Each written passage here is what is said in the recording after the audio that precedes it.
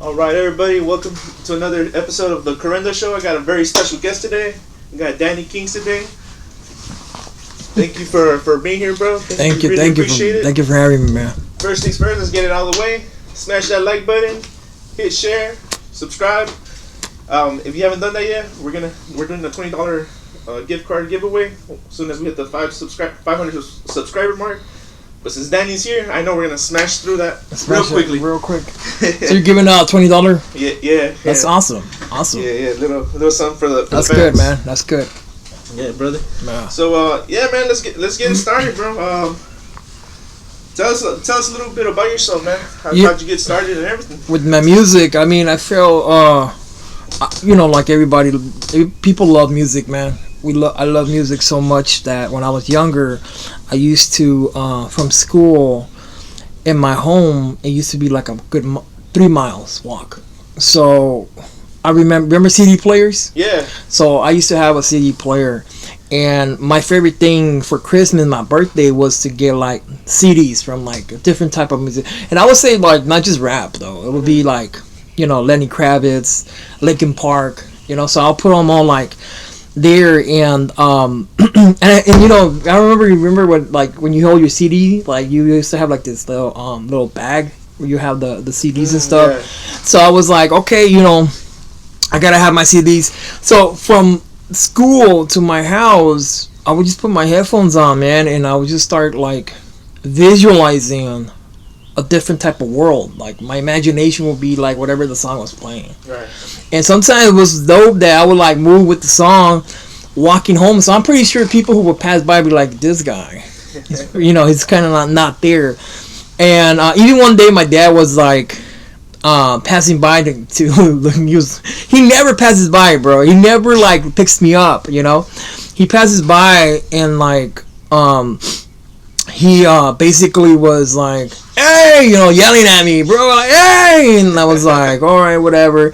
And then when I turned around, it's my dad. Like, what are you doing, man? Like, why are you dancing? And I was dancing, bro. And I think it was a song by Shakira. Okay. Yeah. And but I knew music was like me, And fast forward many years later, I had the privilege to see my grandma sing at a church, and I think that was inspiring to see one of my family members be up there. Like, what? My grandma's up there? That's awesome. So I'm like, if she can do it, I can do it. But I never took that step.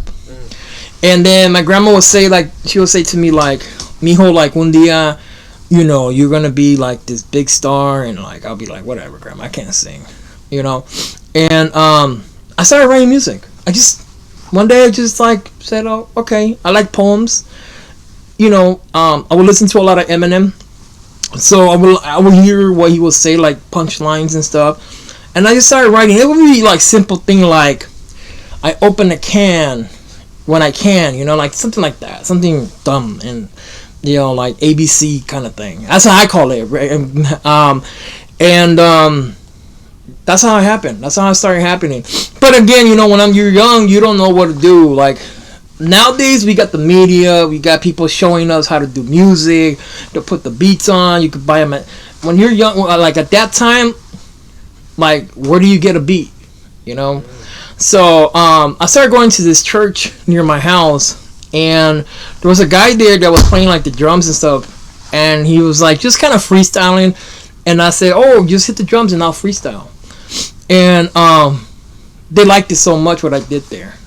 They started like a Christian rock rap band. Okay. So when it was my first song was called One Man. That's what it was called.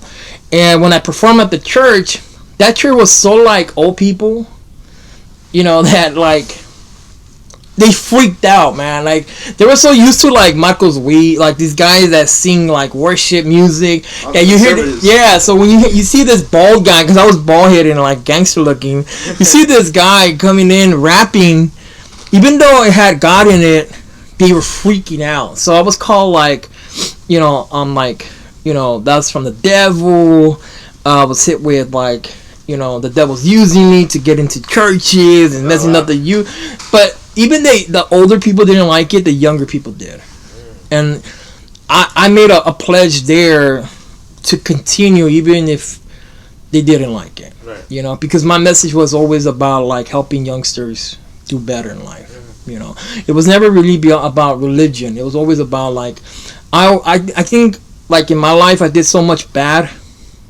Like when I was younger, like I used to roll with the gang and stuff like that, and that when I grew up, I wanted to do something different for people. Okay. And I think that's what like, even though like in my message now, like I always talk, yes I do talk about God, but it's always about like changing your life, man. You don't have to do something bad to get recognized. Right. You know, so that's how my music started. And like you said, you know, I remember the topic of, you know, like of rock being introduced into the church as well. You know, you always hear it. You know, there's this opposition. So I can only imagine what you went through. Yeah. You know, Yeah. introducing rap and like you said, like. Yeah. Because I met you this maybe around 9 years ago, and like I said, I was at church as well with when I saw you perform. Yeah. And I was like, huh, this is interesting. Like, I've never seen this before. Yeah.